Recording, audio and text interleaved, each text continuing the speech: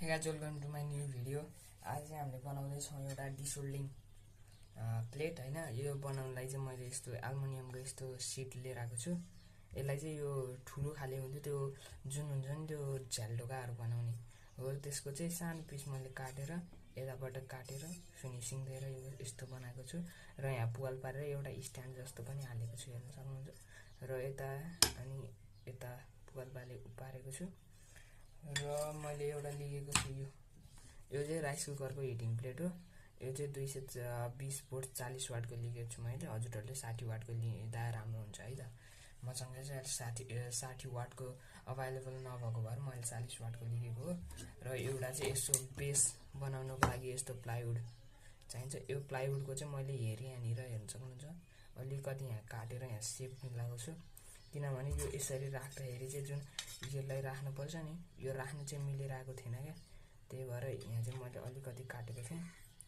हजुरहरुले पनि यो अलिकति सानो बनाउन सक्नुहुन्छ, नभए यतिको बनाएर काट्न पनि सक्नुहुन्छ। यो चाहिँ मैले 4 सेन्टिमिटर, यो चाहिँ 10 सेन्टिमिटर राखेको छु। हजुरहरुले आफ्नै साइजमा राख्न सक्नुहुन्छ है त। ल बनाउन सुरु गरौँ है त। अब चाहिँ सबभन्दा पहिला चाहिँ हामीले चाहिँ योलाई चाहिँ यो बेस भित्र यो प्लेट भित्र यहाँ फिट गर्नुपर्छ यसरी। यो फिट गर्नको लागि चाहिँ हामीले यहाँनिर एउटा होल बनाएर स्क्रू गर्नुपर्छ। ल म होल बनाएर हजुरहरुलाई देखाउँछु है त। ल हेर्न सक्नुहुन्छ मैले चाहिँ यहाँ दुईटा होल पारिसकेँ है त। अब चाहिँ हामीलाई चाहिँ हेरी यस्तो एउटा स्क्रू चाहिन्छ है। अनि यो स्क्रू पछि चाहिँ अब हामीले यसलाई चाहिँ यसमा फिट गर्नुपर्छ। अब चाहिँ हामीले चाहिँ यहाँनिर यो स्क्रूलाई यहाँनिर यसरी हालेर हामीले चाहिँ यसलाई फिट गर्नुपर्छ है त।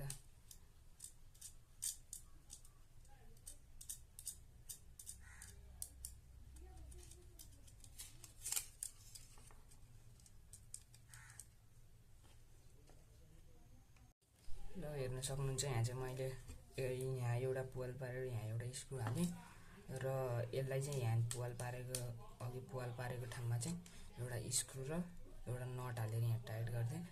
यो चाहिँ मैले यहाँ चाहिँ किन हालेको भने यो चाहिँ यसरी यहाँ एउटा मात्रै हाल्दाखेरि त यो यसरी हल्लिन्थ्यो, त्यही भएर चाहिँ मैले यहाँ दुईटा हालेको। हजुरहरुले एउटा मात्रै हाल्न सक्नुहुन्छ, नभए हेरी यहाँनिर चाहिँ एउटा केही यहाँनिर ड्रिल गरेर यहाँ केही अड्काउने राखेर अड्काउन सक्नुहुन्छ। जस्तै यहाँ र यहाँ ड्रिल गरेर अनि यहाँ चाहिँ यहाँ प्लेट हालेर पनि अड्काउन सक्नुहुन्छ। र मसँग चाहिँ अहिले धेरै स्क्रू नभएको भएर चाहिँ मैले यो आइडिया लगाएको हो। र अब चाहिँ हामीले चाहिँ यसलाई चाहिँ यो बेसमा फिट गर्नुपर्छ। यो बेसमा फिट गर्नको लागि चाहिँ मैले यहाँ अहिलेलाई यहाँ चाहिँ यसरी राखेर यहाँ सुपर ग्लुले टाल्छु। हजुरहरुले यहाँ स्क्रू हाल्न पनि सक्नुहुन्छ यहाँ ड्रिल गरेर।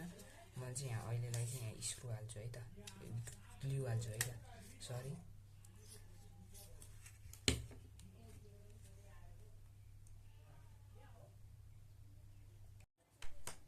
ल अब चाहिँ हामीले चाहिँ यसलाई यहाँ ग्लु हालेर टाल्नु है त।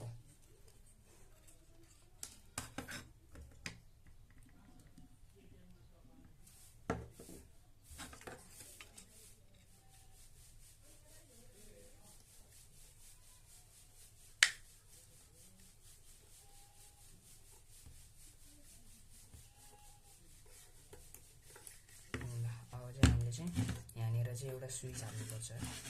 स्विच हाल्नको लागि चाहिँ हजुरहरुले चाहिँ पीवीसी पाइपको एउटा बक्स टाइपको बनाउन सक्नुहुन्छ।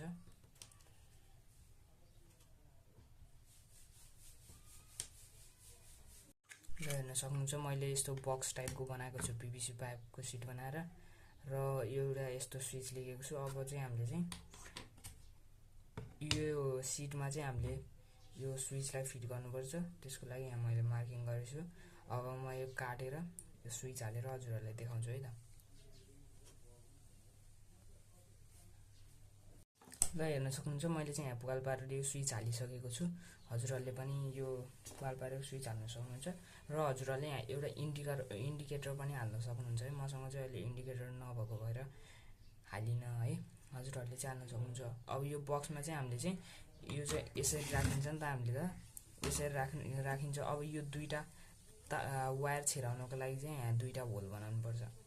म चाहिँ होल बनाउँछु है त अब। ल हेर्न सक्नुहुन्छ मैले चाहिँ यतापट्टि एउटा ठुलो पाल र यतापट्टि एउटा सानो पाल बनाएको छु। यो सानो पाल चाहिँ यो दुईटा तार छिराउनको लागि र यो ठुलो पाल चाहिँ यसको इनपुट 220 भोल्ट इनपुट वायर छिराउनको लागि चाहिँ मैले यहाँ सानो होल बनाएको हो। अब चाहिँ हामीले यसमा वायरिङ गरौँ है त। वायरिङ गर्नको लागि चाहिँ अब यसलाई यहाँ छिराउनु सबभन्दा पहिला चाहिँ हामीले यसलाई काट्नुपर्छ।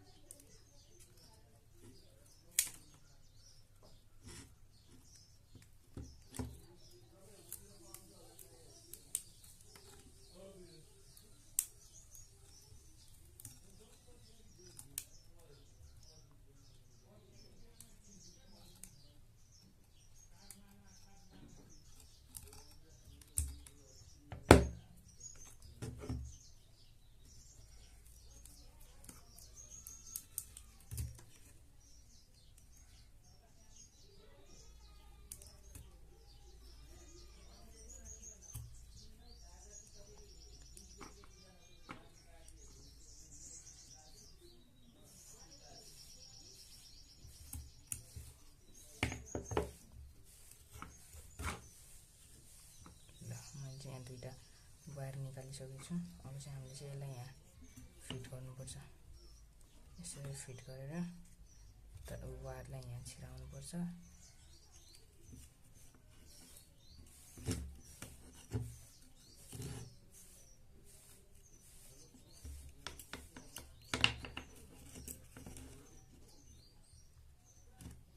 अब चाहिँ हामीले यहाँ यसलाई चाहिँ यो तलको बेसमा एट्याच गर्नुपर्छ। एट्याच गर्नलाई चाहिँ मैले यहाँ अहिले चाहिँ ग्लुको युज गर्छु। यो चाहिँ यहाँ अट्याच भइसक्यो। अब चाहिँ हामीले चाहिँ यसको वायरिङ गर्नुपर्छ। यसको वायरिङ गर्नलाई चाहिँ एउटा तारलाई यो पोइन्टमा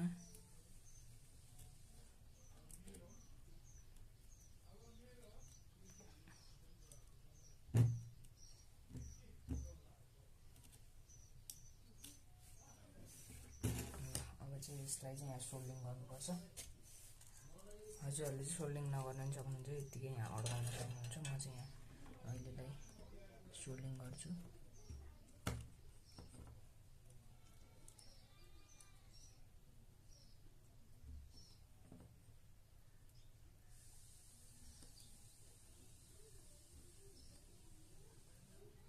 ल हेर्न सक्नुहुन्छ मैले चाहिँ यहाँ सोल्डिङ गरिसकेको छु र अब चाहिँ हामीलाई चाहिँ वायर चाहिन्छ। मैले चाहिँ हेरेको यो वायर लिएको छु। यो वायरलाई चाहिँ एउटा वायरलाई ब्ल्याक वायरलाई रेड वायरलाई चाहिँ यो वायरमा जोड्नु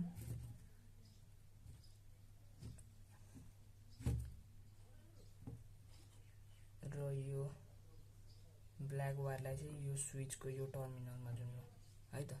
म चाहिँ यो जोडिसकेर हजुरहरूलाई देखाउँछु। ल हेर्न सक्नुहुन्छ यहाँ चाहिँ मैले यो तार हालिसकेको छु र यहाँ चाहिँ मैले एउटा फाइबर स्लिप हालेको छु, किनभने यहाँ सर्ट सर्किट हुनसक्छ, त्यही भएर मैले यहाँ फाइबर स्लिप हालेको छु। हजुरहरूले चाहिँ ब्ल्याक टेप लगाएर टाल्न पनि सक्नुहुन्छ। म चाहिँ यो वायरलाई यहाँबाट छिराएर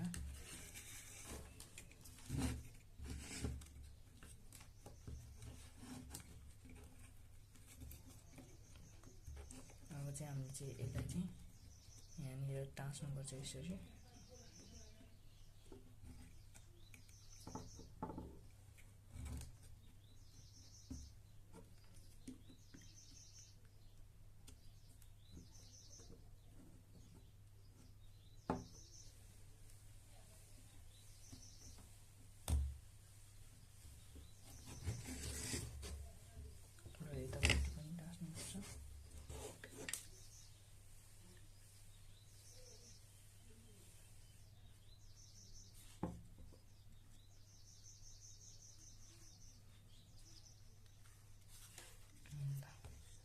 चाहिँ भयो। अब चाहिँ हामीले यसलाई टेस्टिङ गरौँ है त।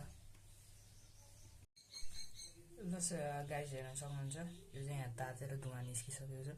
मैले चाहिँ अघि यहाँ अलिकति यो पेस्ट हालिदिएको थिएँ, त्यही भएर यहाँ चाहिँ यल्लो उइस देखेको हो है त। मैले चाहिँ यसलाई यहाँ राखेँ। अब चाहिँ हामीले चाहिँ यसको यो एलइडी जुन हुन्छ नि एलइडी निकाल्छौँ है त।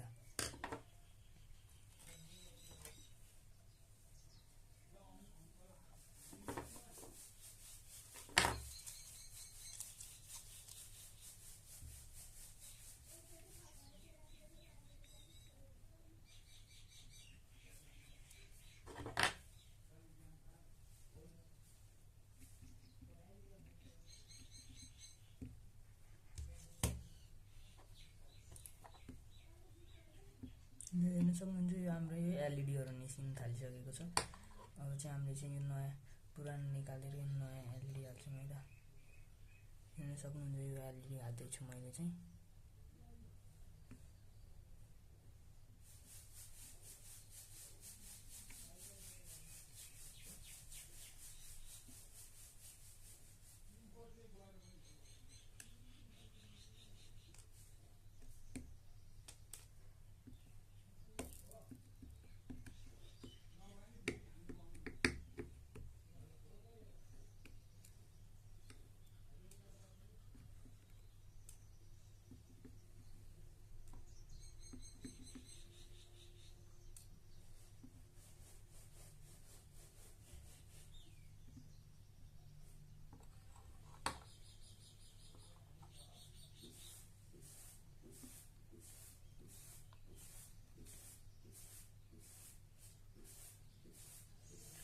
ल यस्तै गरेर हामीले यो चाहिँ यो बत्तीहरूको चाहिँ यो पुरानो एलइडीहरू जुन हुन्छ नि जले फ्युज भएको एलइडीहरू त्यो चाहिँ निकालेर चाहिँ हामीले नयाँ हालेर हामीले चाहिँ घरमै रिपेयर गर्न सक्छौँ यो बत्ती।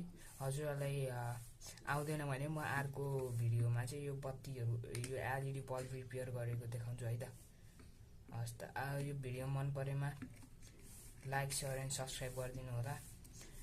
च्यानलमा कोही नयाँ हुनुहुन्छ भने उहाँहरूले पनि च्यानललाई लाइक सेयर एन्ड सब्सक्राइब गरिदिनु हुन अनुरोध गर्छु है त।